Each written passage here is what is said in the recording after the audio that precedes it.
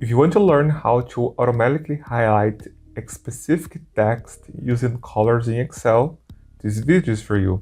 At the beginning, I want to mention that I'm using a spreadsheet that already calculates the status automatically, paid, due soon, or overdue. I explain how to create this status formula in another video, and I recommend that you watch it later. I will leave the link in the cards. So let's get started. Here I have the same table with these columns: date, description, amount, paid, and status. The status column already shows if the expense is paid, due soon, or overdue.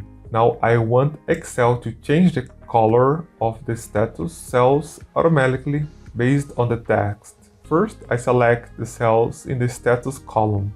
Then I go to the Home tab, clicking Conditional Formatting, and choose New Rule. I select the option Format only cells that contain. In the rule settings, I choose a specific text, contain, and type paid. Now I click on Format, choose a green fill color, and click OK. This rule will highlight all the paid statuses in green. Next, I create a second rule. Again, Conditional Formatting, New Rule, Format only cells that contains, and this time I type Due Soon. Choose a yellow fill color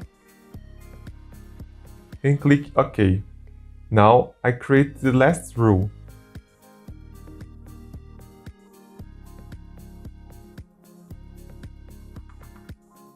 I type Overdue, choose a red fill color, and confirm. And that's it.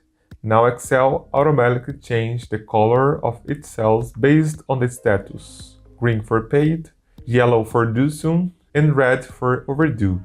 Every time the stats change, the color updates automatically.